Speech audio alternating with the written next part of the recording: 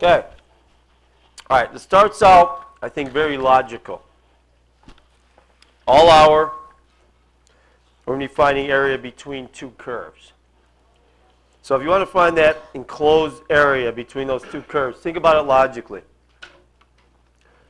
If you find the area under the higher one, in other words, the top function,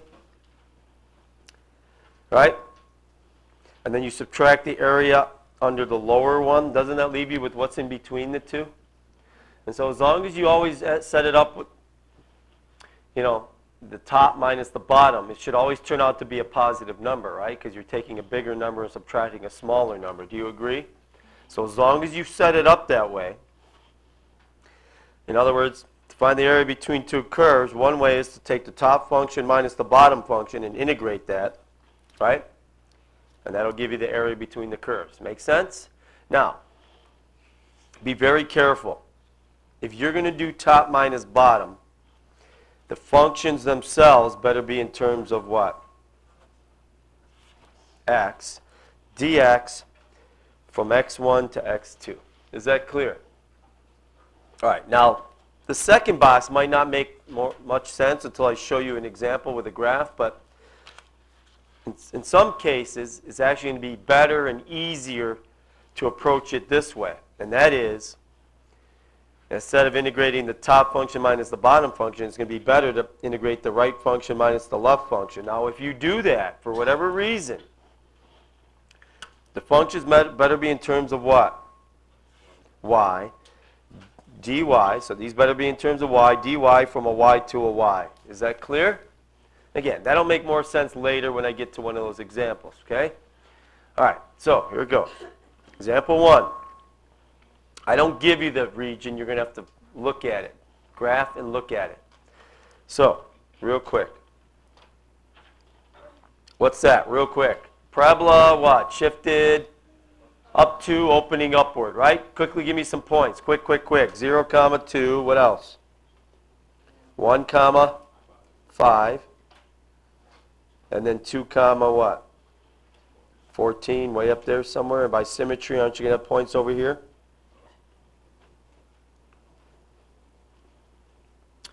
Okay, so there's the first graph. It's a parabola like that.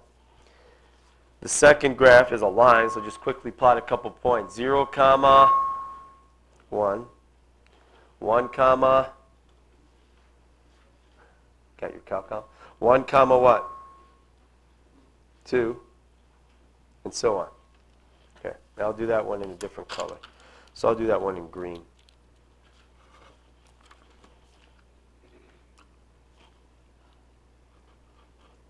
Okay, and then we're going from what to what?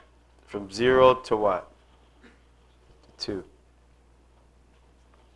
So, does everybody agree then that the enclosed region we want to find the area of would be right in there? Isn't that the enclosed area between the curves? From 0 to 2? Yes? Looks something like that. Okay, so. All right, put yourself inside that red region that I just shaded. If you look up, what function are you going to be looking at? The parabola, aren't you? If you look down, you're going to be looking at the what? The what?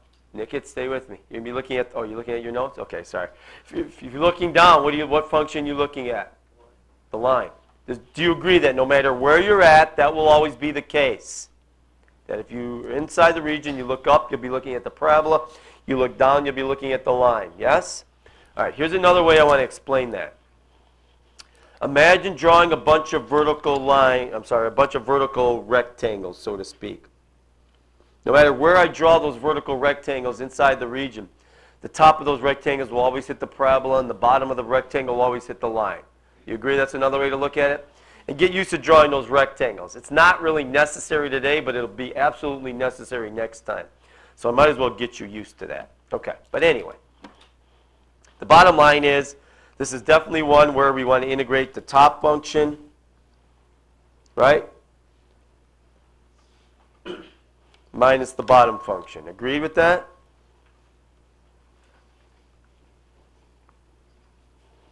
Okay. All right, so here we go. So what is it going to be? The top is what? Quick, quick, quick. Come on, guys. What is it? What's the top function? 3x squared plus 2. And then you want to subtract the bottom function, which is what? Come on, guys. Thank you. X plus 1. dx from what x to what x? From an x of 0 to an x of what? 2. All right, now you can simplify this by distributing that minus. And then if you want, you can make it easier by combining like terms. And then from there, you'd have to integrate, right? I'm running out of space here.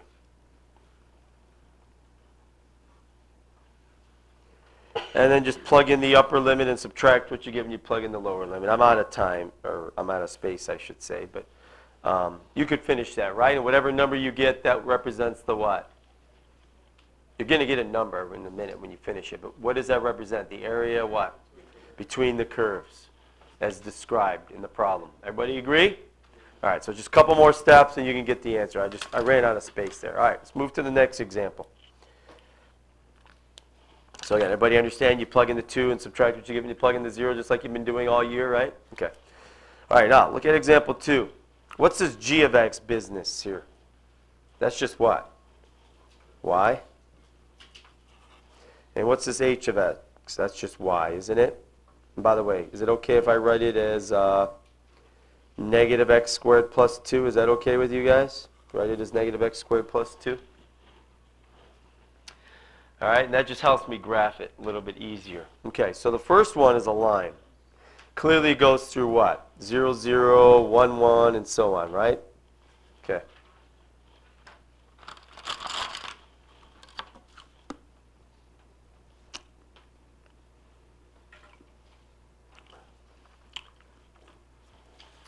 Okay, and then you go to the next one. That's obviously a parabola shifted up to opening downward, right? Yes? Okay, so you should be writing this down. And so I know it goes through 0, 2, but give me some other points quick. 1, comma, 1, comma, 1. Okay, and by symmetry, won't you have another point over there at negative 1, 1? Okay, give me another point. 2, comma, negative 2. And then by symmetry, you're going to have another point over here.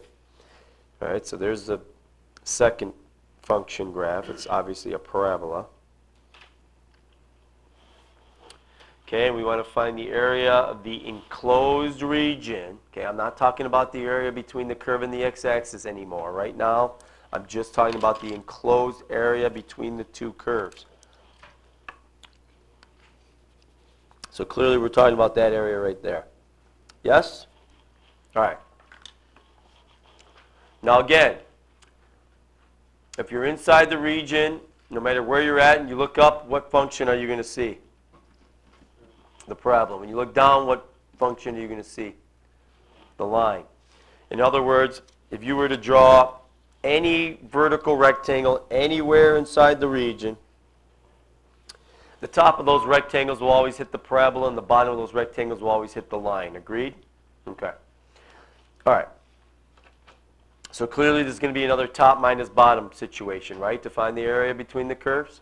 Okay, so real quick, what is it? The antiderivative of what's the top? Quick, quick, quick. What's the top? Negative x squared plus 2 minus the bottom function, which is what? What's the bottom function? X. Dx from what x to what x? I don't know. I know I've got to find these 2 points of intersection, don't I? And that'll give me the x values for my integral. Do you agree? So how do I algebraically find out where those graphs intersect? How? Set them equal to each other. Aren't they both in y equals form? So can I set the x equal to the negative x squared plus 2 and then move everything to one side equaling 0 and go from there?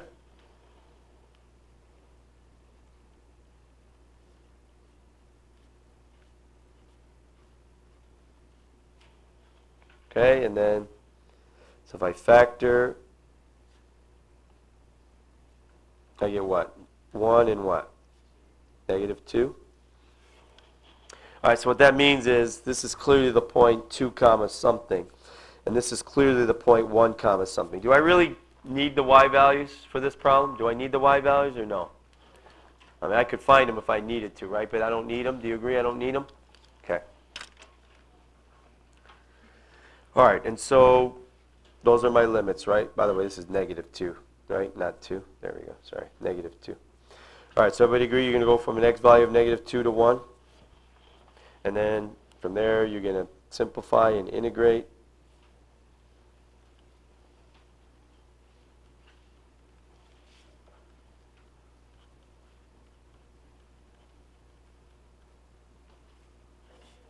And then plug in the 1 and subtract what you get when you plug in the 0. So again, I don't have time to finish it.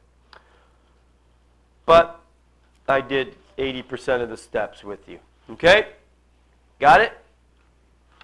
All right, next one.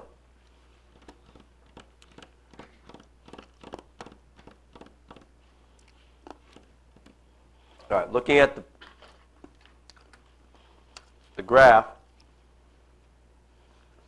make sure you see this is F, right? Okay, so the area between the curves, there's actually 2 areas between the curves, right?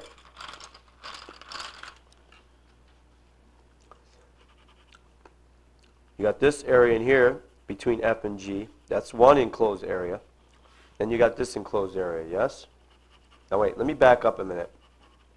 Let me go back to example 2 for a minute. Please don't let it bother you that part of that region is above the x-axis and part below. You don't have to do anything special. As long as you do top minus bottom, it'll work out fine. Is that clear? Got it? I wanted to point that out and I forgot, but anyway. All right, so actually here, does everybody agree with the fact that I'm going to need 2 separate integrals? Why am I going to need 2 separate integrals? Well, over here, the top function is what? F, and over here, the top function is what? G. So you see why you got a different top function here than you do over here? So you see why you need 2 integrals here to find the total enclosed area? Yes? Okay, so Stuart, can you help me with the first one? And by the way, these 3 points of intersection I gave you. They're right here. All right, so Stuart, to find this first green region, what would I do? What minus what? I'd be integrating what minus what? F of x minus g of x. Yep, so f of x minus g of x dx from what x to what x? From -5 to 1. Good. All right, and then you're going to add this other area, which is what, Zach? What do you think? G of x minus f of x. Okay. From 1 to 9.2. From 1 to 9.2. Yep, I agree. And then just add those 2 together. Everybody agree? Yes? You got it so far? All right, it's going to get harder, but anyway. At least you have an idea of what we're doing now. Next page.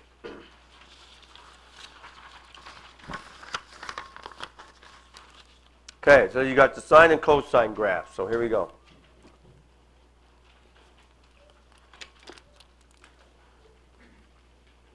All right, let's do the sine first, real quick. Let's just plot some points. 0 comma what? Sine of 0 is, think of the unit circle. Sine of 0 is 0. Sine of pi over 2 is 1. Sine of pi is 0. Sine of 3 pi over 2 is -1. Sine of 2 pi is 0. And then in the opposite direction, it goes like that, doesn't it? All right, so if you connect all these points, you get a pretty good idea what the sine looks like. And this goes on and on forever, doesn't it? Okay, and then the cosine I'll do with a red pen. Again, think of the unit circle. What's the cosine of 0? 1. What's the cosine of pi over 2? 0. What's the cosine of pi? Come on, guys. Testing you on the unit circle. What's the cosine of pi? -1. What's the cosine of 3 pi over 2? 0. What's the cosine of 2 pi? 1. What's the cosine of negative pi over 2? 0. Okay, and so on. All right, you get the point, right?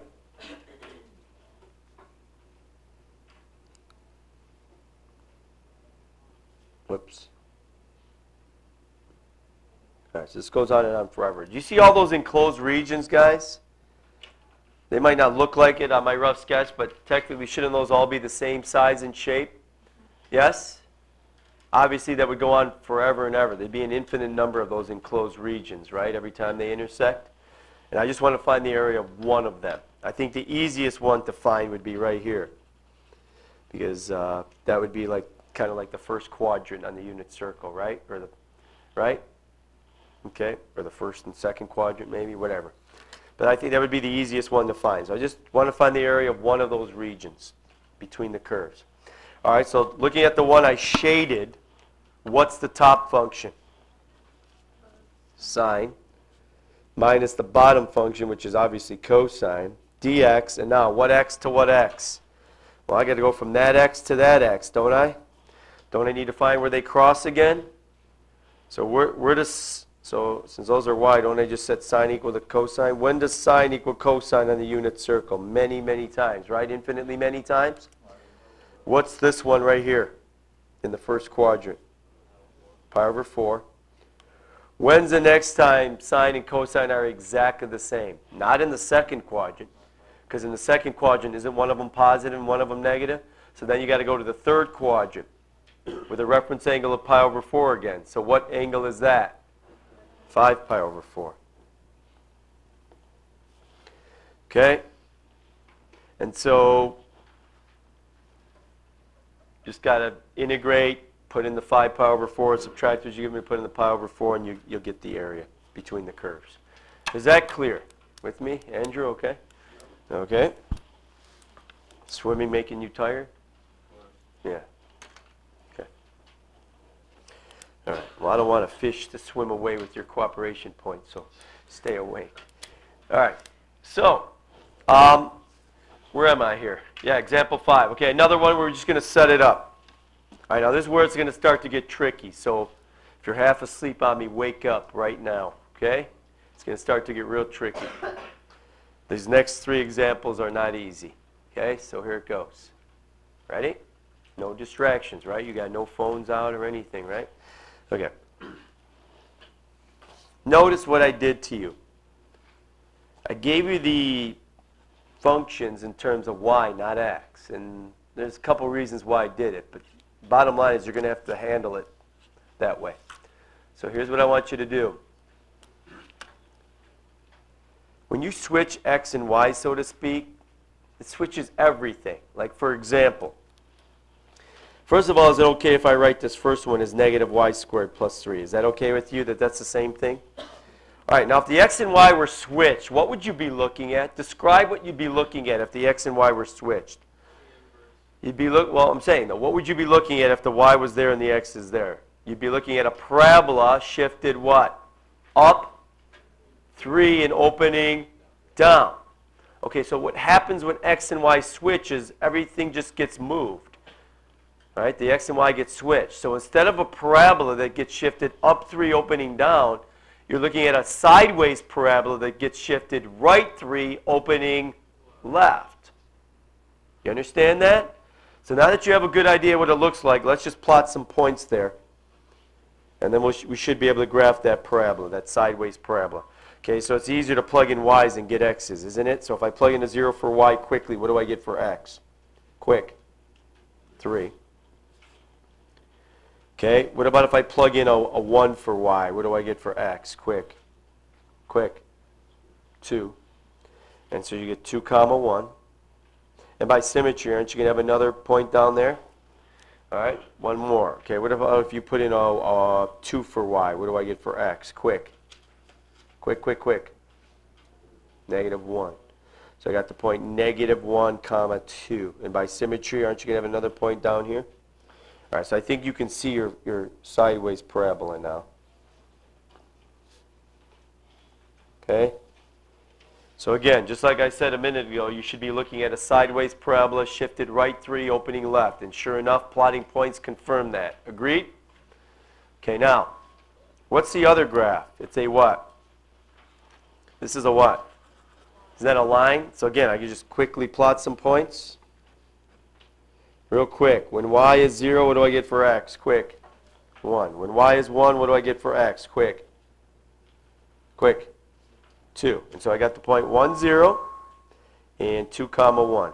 And then just connect them with a line.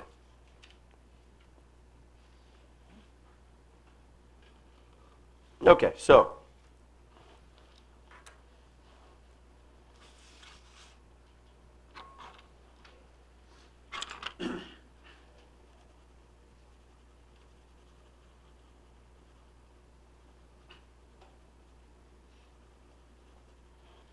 all right, so I want to find that orange region, right? Isn't that the enclosed region that I want to find the area of?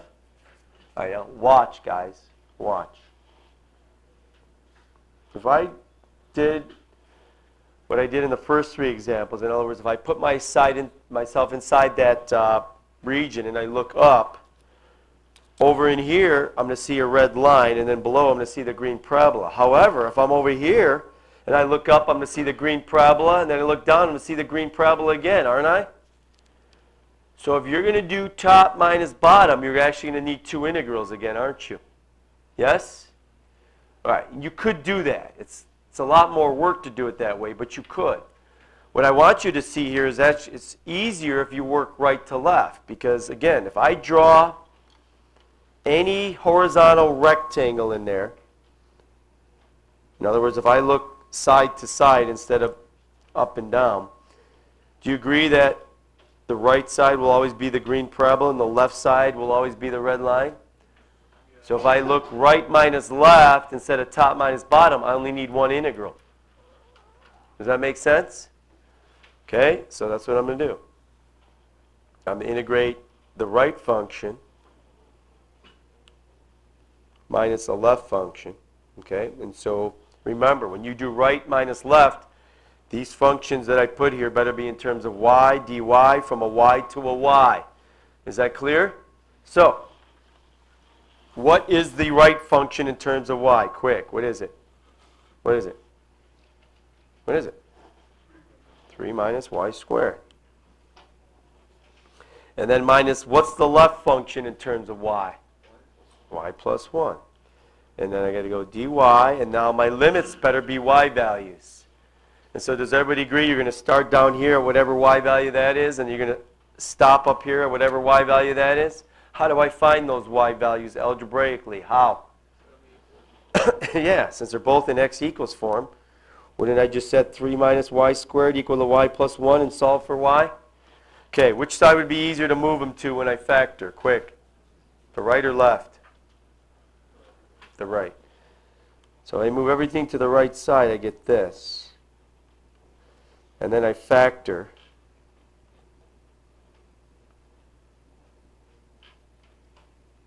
Everybody agree that that's what I get? And then so that product would be 0 when y is negative 2 and when y is 1, right? Everybody agree?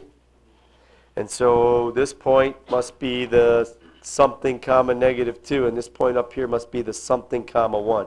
Do I really care what the y values are on this problem? I'm sorry.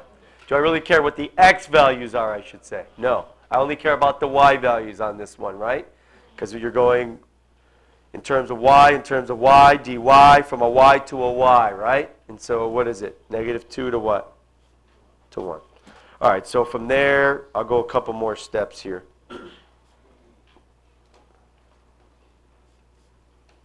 If you want, you can put it in standard form. You don't have to. And then from there, you would just integrate and finish it. Yes?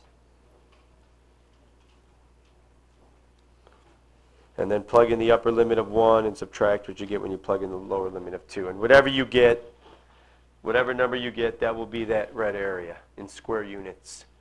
Is that clear? I know.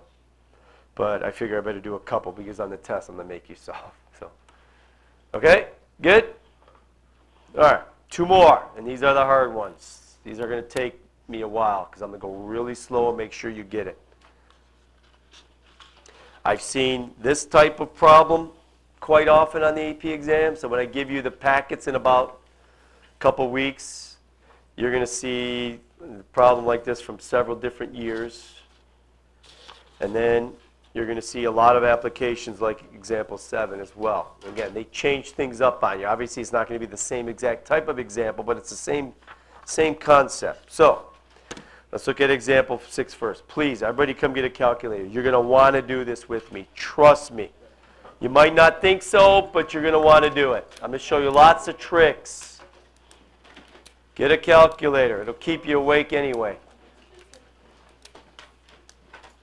Pedro, please put whatever you got away and just look at my notes, okay? Put all that away for me, please.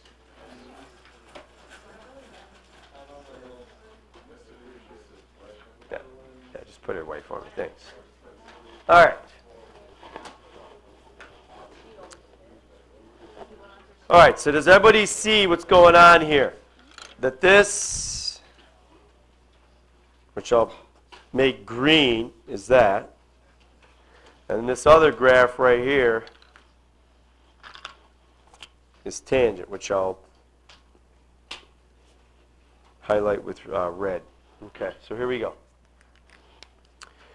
All right, so now you guys, part A wasn't really on the AP exam. I put that in there just to tell you that you're definitely going to need to do that on this type of problem. Got it? And so even if they didn't ask you to find those, you're definitely going to need to find where they cross. So you're going to want to find this point, and you're also going to need to find that and that. And so I might as well do it right now. Are you ready? All right, so how do I find all those? Well, the first thing I got to do, and that's the hard part, is to recreate that on my screen. And it's not easy, so watch.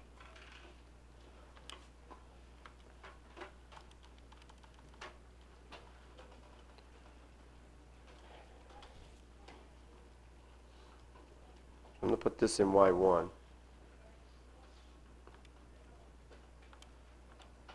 And I'm going to put the other one in Y2. Okay, now.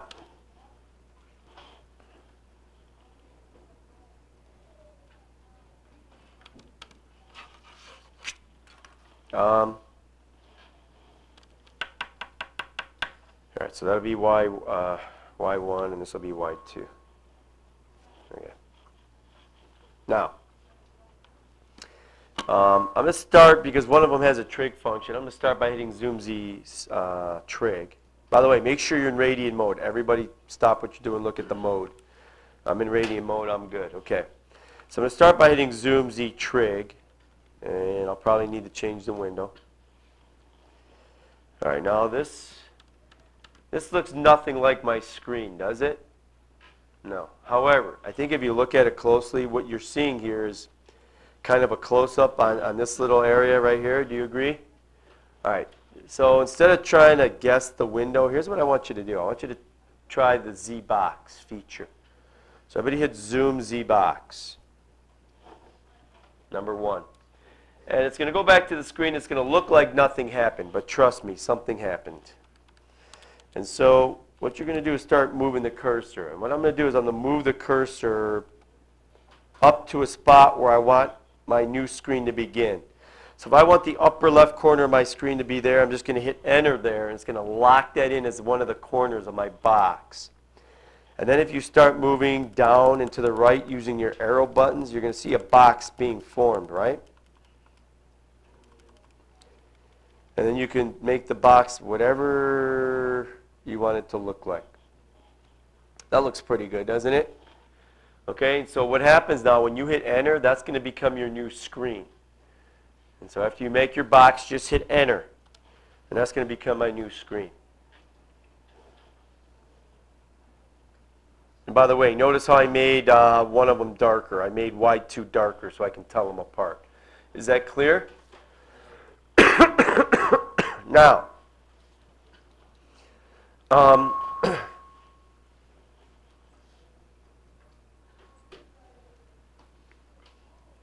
okay, so I want to find this point here. I want to find that y-intercept, and I want to find this x-intercept. Let's find this point first right here by hitting second trace intersect, right? Isn't that how you find where two graphs cross? Then just hit enter, enter, enter. Since there's only one point of intersection, it's going to land right where I want it. So there it is, 0.902, 0.902, comma 1.266. So that point right there is 0.902 comma 1.266. All right, now I'd like to find that y-intercept. And so the easiest way to do that is just to do second trace value and type in a 0. Won't that give me the y-intercept? Now it gave me the y-intercept on this graph, but all you got to do is hit the upward arrow button, and it'll shift up to that graph. And it'll give me that 0, comma 2 right there. Okay, following me, guys? And then there's a couple ways you can find this x-intercept down here. The way I like to do it is to shoot a 0 across and then do second calc intersect. So that's the way I'm going to do it. So now I'm going to do second calc intersect. Now be careful. When it asks you for the curves, that's not one of the curves, is it? And so if I hit the downward arrow button, now it moves to the other curve. That's definitely the curve I want to find the intersection of now, right? If I'm trying to find the x-intercept. Everybody see where it's flashing? It's flashing on this curve right here. See it? All right, so hit enter on that for the first curve. And then on the second curve, see how it's on the x-axis now? Isn't that the second curve I want? So hit enter. And then I guess move close to where they cross and hit enter again. And there you go. I've got my third point that I was looking for. What is it? 1.260. So this point is 1.260 comma 0, right? All right, so I've got those. All right, so put the calculator aside for a second. Okay, so I did part A. Let's go to part B. It says set up and then evaluate an integral to find area S. All right, and so there's probably a couple ways to find area S. Anyone want to tell me the easiest way to find area S based on what you learned today? What's the easiest way to find area S based on what you learned today? Top minus bottom, where the top is what? Y2. Yes? And the bottom is Y1. Right? dx from what x to what x? From an x of what? 0, right? To an x of what? What's this x here? 0.902. By the way, if this were the AP test, I would have actually written the functions in there instead of putting y2 and y1. Everybody got that? Yes? Okay, so now you can just finish this on the home screen. So go to alpha window and choose number 4. Go from 0 to 0.902. And then you're going to get alpha trace to get y2 minus alpha trace to get y1 dx. Hit enter. And you should have your answer. There it is, 1.161. Yes? Good?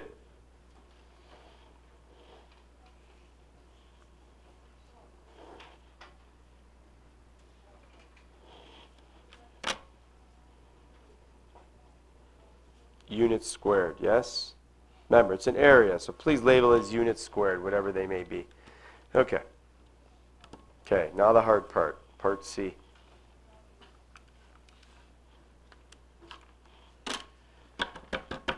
Are you ready? Yes? Okay, here it goes. If we go vertically to find area R, okay, so let me highlight area R for you. Here's area R. If we go vertically, in other words, top to bottom, from here to here, which is, by the way, 0.902, the top function is the tangent, isn't it? It's the red one. But then when you're over here, when you're between 0.902 and 1.260, don't you have a different top function? Don't you? Yes? Okay. And so if you're going to work vertically, you're going to have to actually find the area using two separate integrals and then add them together. Is that clear? All right, so if I go from an x of 0 to an x of 0.902, what's the top function? What is it? Tangent? Minus what's the bottom function? 0. Basically, that's kind of what you've been doing all year, right? When you just integrate tangent from an x to an x, doesn't give you the area between the curve and the x-axis. In other words, between tangent and y equals 0. So You see how this kind of relates to what you've been doing all year, where the bottom function is just the x-axis or 0? Does that make sense? Yes? And then you're going to add, what? The area starting at 0.902 and ending at an x value of 1.260. So I'm talking about this area in here. What's the top function in there, guys? Over here. What is it? What is it? 2 minus x cubed minus the bottom function, which is what? What's the bottom function here? 0. All right, so again, just you don't really need those zeros now, right? You can just drop those out and just integrate and finish it. Yes, add those two areas together, and that'll give you the total area R that you want. That's one way to do it. That's the hard way. What's the easier way? Instead of going top minus bottom, look at it. Isn't it going to be easier to go right minus left? Isn't it? Because if you look at area R and you draw like a horizontal rectangle, so to speak, no matter where you draw that horizontal rectangle, won't the right side always hit the green function? Won't the left side always hit the red function? So do you agree if you go right minus left, you only need one integral and it'd be easier then, wouldn't it? Yes? All right, so how would it set up then? What's the right function? Now wait a minute. When you go right minus left, doesn't everything have to be in terms of y dy from a y to a y? Doesn't it? Didn't I say that? And so, whoops, I really messed that up.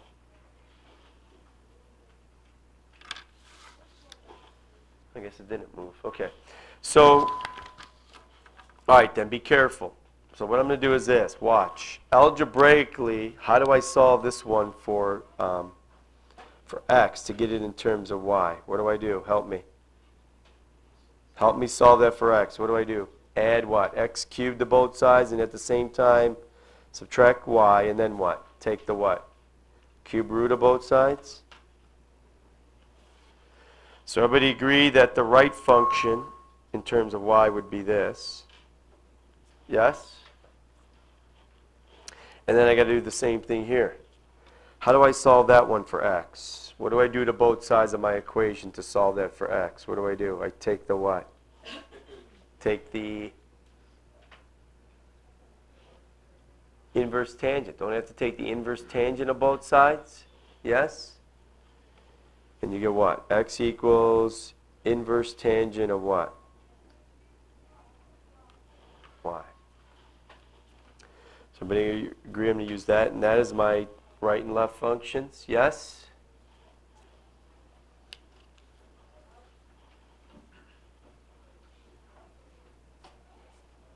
dy, and then from what y to what y? Look at it. The lowest y value on that green region is what? 0. And the highest y value is what? 1 point what? 266. Everybody agree with that? All right. Now, by the way, if you were punching that in your calculator, please watch.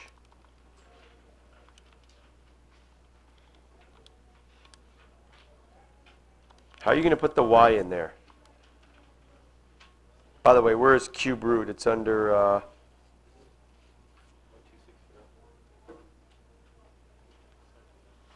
no, this y value here is 1.266.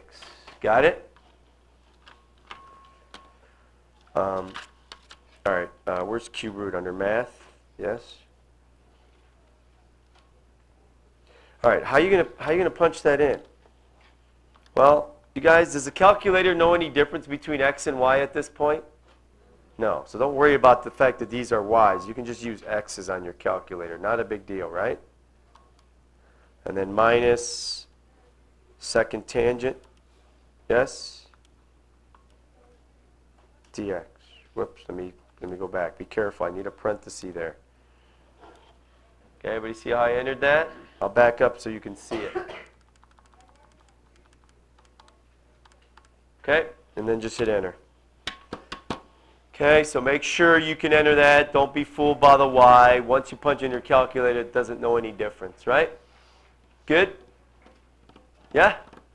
So that would be the area, 0.729 square units. All right, last one. And of course, I saved the hardest one for last. Again, this was off an AP test, I don't know, maybe 5 years ago or so.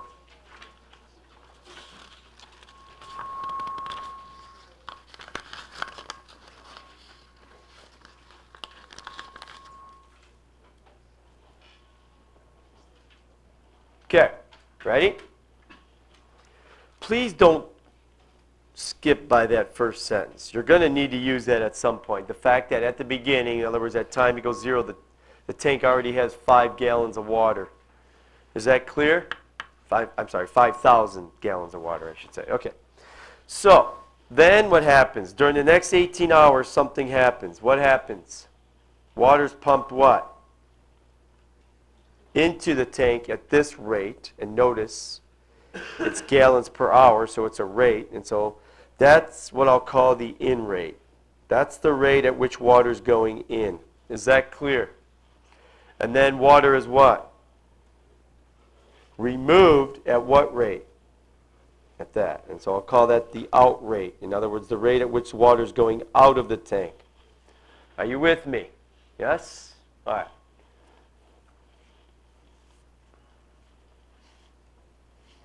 Okay, read question A. By the way, let's just think in terms of strategy. What are the units on these functions again? Gallons per hour. And then they start talking about the amount or number of gallons. Those are the same thing. How do I go from gallons per hour to gallons? I'm going to need to what? Differentiate or integrate or nothing? I'm going to need to integrate, yes? But hold on a minute. Hold on. That's just kind of big picture, okay? All right. Now, we may or may not need to integrate in Part A. Let's read it and talk about it. Part A says what? Is the amount of water in the tank increasing or decreasing at time equals 15? It doesn't really ask you to find the amount, does it? So I don't really think I'm going to need to integrate there.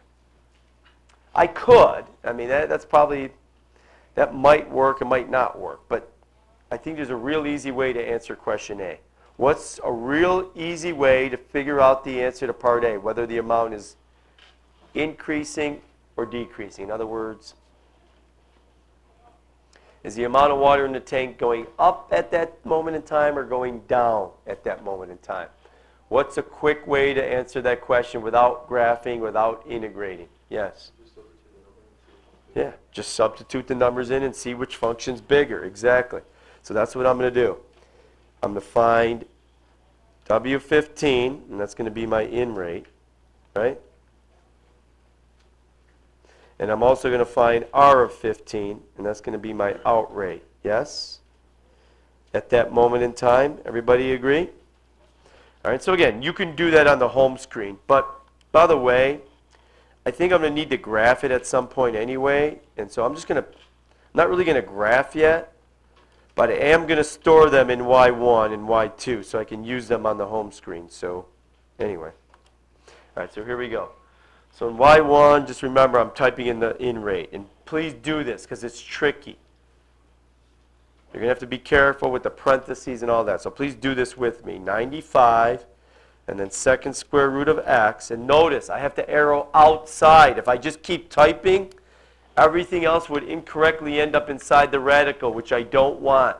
So make sure you arrow out of the square root. Is that clear? Okay, now you can continue typing. Now wait a minute.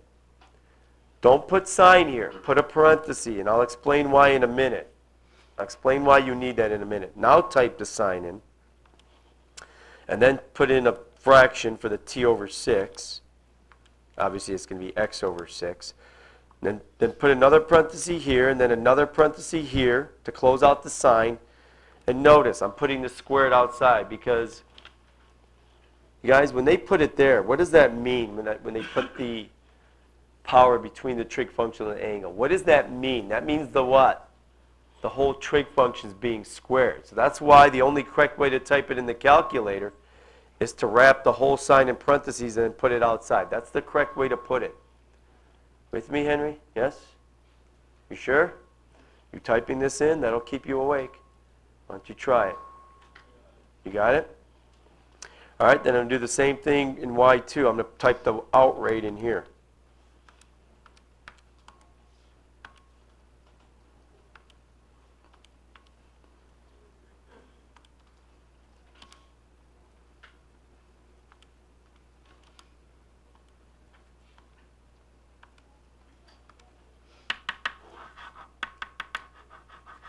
With me, guys? Yes? All right. Now, again, for part A, I really don't need to graph. I mean, you could look at the graphs and answer the questions, but it's easier to do it this way without a graph. Okay, so here we go. So if I hit alpha trace and choose y1, everybody agree that's a quick way to get the value of w at time equals 15? Yes? So write it down. 131.782 what? Gallons per what? Hour. And then do the same thing here. Hit alpha trace, get y2 this time, and get 15 in there again. Hit enter. You get 979.370 gallons per hour. All right. Now,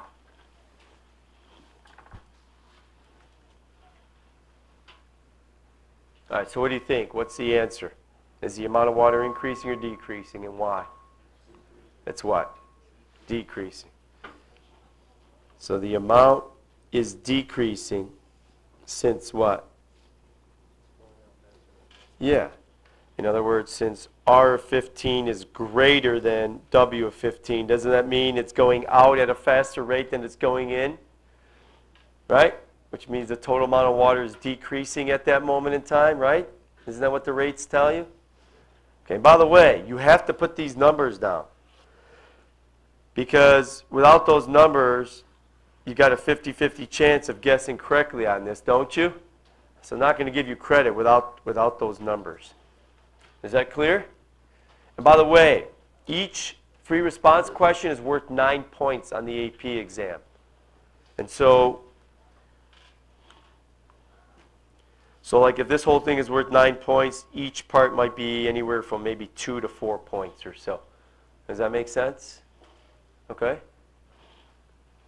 So even if you can't get, usually the part C's are the hard part, so even if you can't get the part C's, if you can get most parts A and B on all the questions, you got a good chance at a 5. Got it? And if you get, you know, A, B, and C for a problem, you could probably skip an entire problem and still get a 5. Okay? So just trying to give you an idea. Okay? All right, part B. Because time is the problem. I think if you had enough time, most of you could get most of it right, but time is the problem. Okay? You only get an hour and a half to do 6 of these problems. It's not a lot of time. Like, I mean, this, you know, you got 6 just like this. And some have like part D as well. Okay? And you're only allowed to use a calculator on 2 of those 6 problems. The rest is all paper and pencil, which is very time consuming. Okay? Got it? All right. All right, so part B. You have to have a graph for part B. You got to see what's going on for part B. So let's graph, okay, for part B. All right, so I've got those functions in there, and since there's a trig function, I'm going to start by hitting zoom Z trig. And I think I'm going to have to change the window. And you guys, doesn't it say you're on the interval 0 to 18? Yes, but actually, instead of going 0 to 18, you only go what? 0 to what?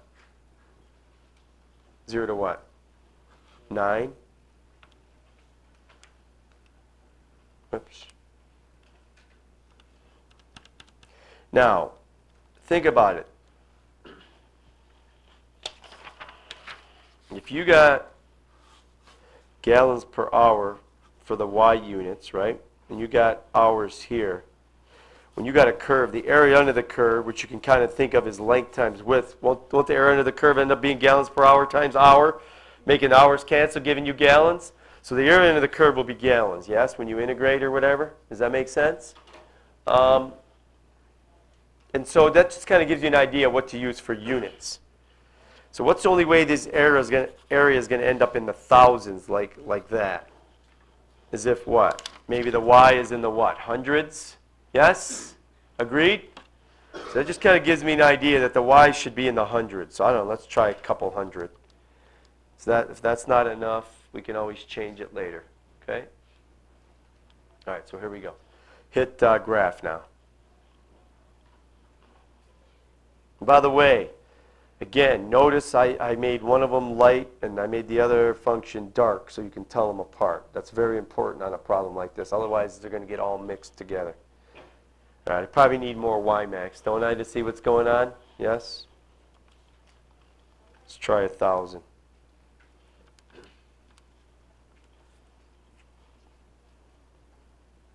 It's probably a little bit too much, but we'll see.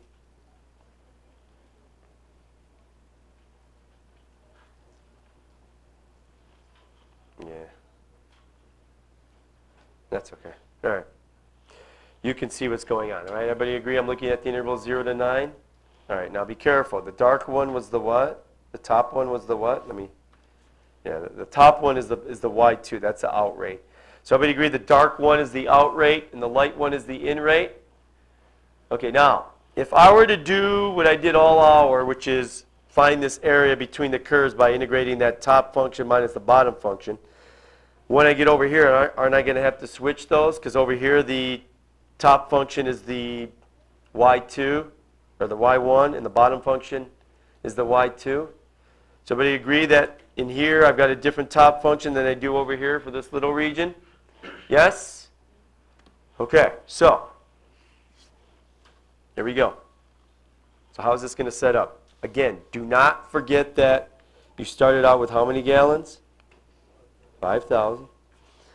Okay, now, by the way, let me find where they intersect. How do I find where they intersect? Second, calc intersect, right? Enter, enter, enter. Okay. So everybody agree that the time that they first intersect is going to be time equals 7.635? Yes? But you see that? 7.635?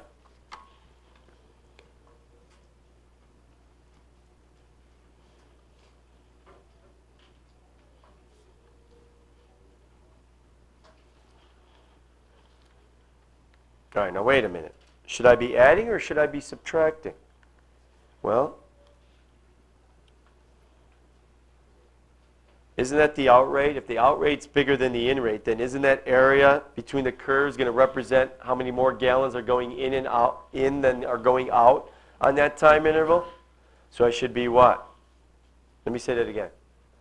Since the out rate is bigger than the in rate, doesn't that area between the curves represent how many more gallons are going out than are going in on that time interval? So I better what? Subtract instead of add. And I'm going to do the top function, which is what? y2 minus what? y1, yes? And then over here for this little region, isn't the in rate higher than the out rate? So whatever area between the curve you get, I'm going to add that, yes? And again, that time I'm going to have to go from 7.635 to 9. And then again, this time the top function is y1, yes? Everybody see what I'm doing and why I'm doing it. All this is going to do is give me area 2. Now I've got to subtract it because the out rate is bigger than the in rate. And all this is going to do is going to give me this. Okay, so this is going to give me this area here. This is going to give me this little area here. Everybody agree? And again, notice how I did y1 minus y2 because the top function there is the lighter one, the in one. You see what I'm doing? And so you can punch that into your calculator on the home screen. I'm not going to do it, but whatever you get, did anybody do it yet? Anyone do it yet? I'm waiting. I'll wait for somebody to do it and tell me what the answer is.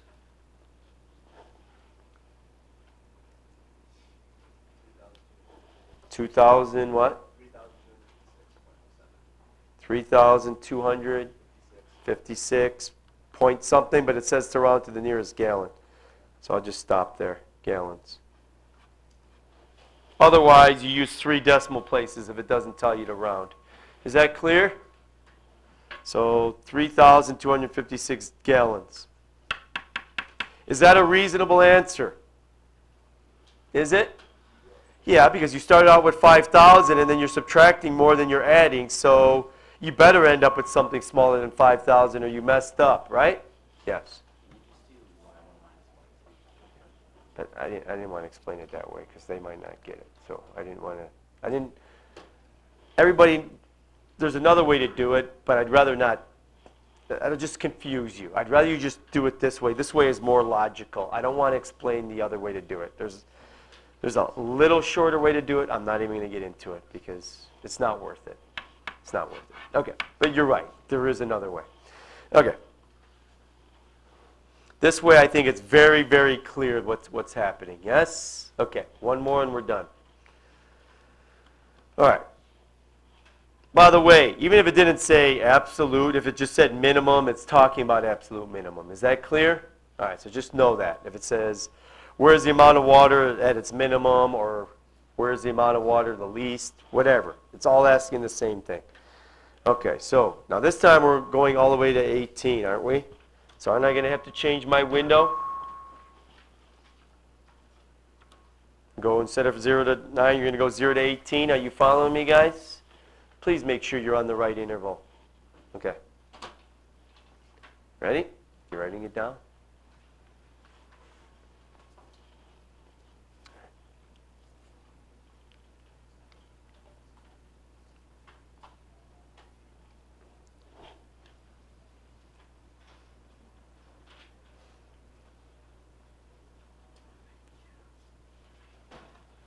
All right, so here's what I'm going to do. I'm going to draw a rough sketch of that, and I'm going to label it.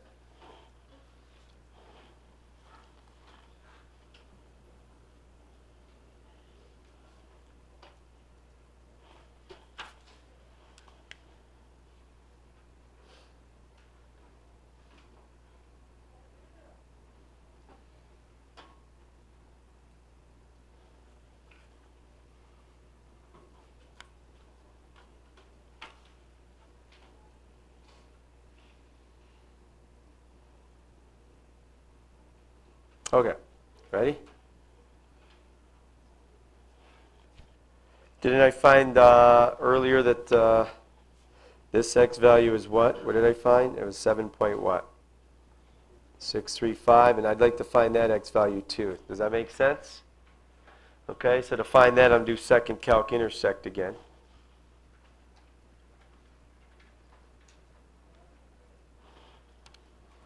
And I'm going to get first curve just an enter, second curve just an enter. I guess you got to move close to the point you want. So it looks like it's 11.214 right there, right? Okay.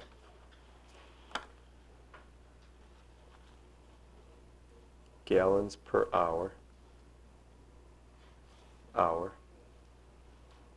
And the red graph is the what? The in rate? Yes? No, the out rate, I should say. And the green one is the what? The in rate? Yes? Okay. Everybody good with this? All right, so the red function is the out rate function. The green function is the in rate function. And by the way, I would label these area 1, area 2, and area 3. So you can talk about them in your explanation, because it does say to what? Justify. So you can't just put an answer. You've got to justify and explain your answer. Are you ready? Okay, here we go.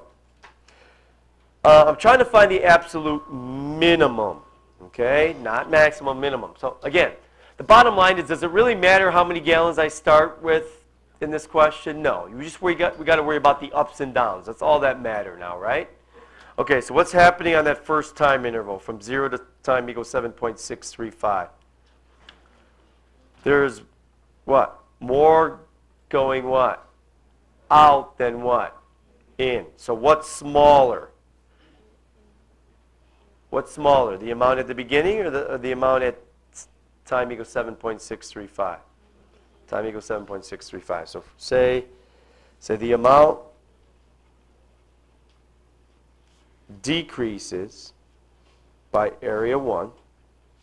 So say that first. So now, do you agree we've got a lower amount at time equals 7.635? Then what happens? Then the amount what?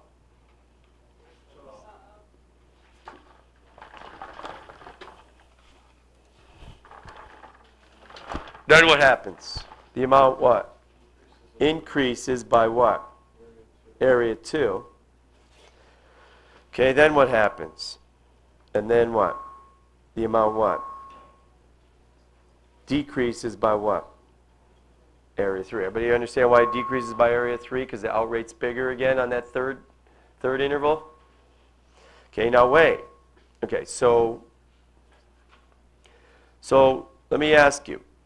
We already said that the amount is smaller at 7.635 than it was at the beginning. And then the amount goes up after that. So you can eliminate 11.214, right? But then it goes down again. So now the question is, was the amount smaller back here or at the end? And why? At the end. Why? Since what? Area 3 is what? Bigger than area 2. So what that means is it went up and then down, but it went down by more than it went up on the previous interval. So what? So the minimum occurs at what? Occurs at what? Time equals what? 18. So you would need all that. You would need the rough sketch, label the areas, and you can talk about what's happening. You have to have that. Without that, you're not really justifying your answer. You must have that. Is that clear? Because if it was the other way around, then the answer would not be 18, would it? You understand? Yes? Can you handle something like this? Okay, and again, on the AP test, it doesn't have to be gallons per hour. It could be what? Bugs per day, cars per minute. It could be anything, right? Cubic feet of sand per minute. It can be anything, but it's the same concept, yes? You understand what these areas tell you, okay?